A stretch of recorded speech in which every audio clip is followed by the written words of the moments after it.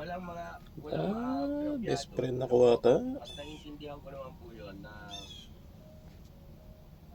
ay dapat lang din naman merong mapunta sa inyo. Pero hindi ibig sabihin na si Bong ay wala. Diba? Yun ang unfair. At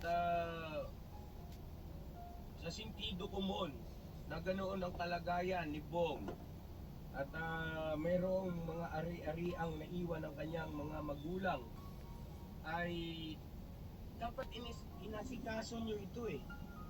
Di ba? Kayo ang unang nagmalasakit kay Bong, hindi hinayaan na magkaganyan si Bong. Di po ba? Oo, biro ko ilang taon yun. Ilang taon siyang nasa lansangan. Ganun ang kanyang itsura. Sabihin na natin may problema sa pag-isip. Sabihin na natin makulit. Ibig bang sabihin nun, susukuan mo na ikamag-anak mo? Di po ba? Saan napunta? Kanino napunta? Yung mga ari-ari ang naiwan ng kamag-anak ni Bong. At paano napunta? You know, isang punto riyan, paano napunta sa kanila at hindi napunta kay Bong? Asan yung mga dokumento? Legit ba yan? Ano po? So yun, ako'y nagtatanong pa lang naman.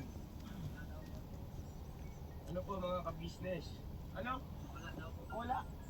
Ay, ito daw po sa hospital, si Nanay Gina. Nabahan yung ako. Gina ba pangalan nun? Ay, Gina rin ba? Nandyan po yung asawa. Lalaki? Pwede rin yata yun ang kausapin natin no, Bong, no? Ano kaya? Yung lalaki o si Gina talagang close sa nanay mo? Hindi, close din ba? Kaibigan din ba yon ng tatay mo, yung itong lalaki? Kaibigan din? Siguro,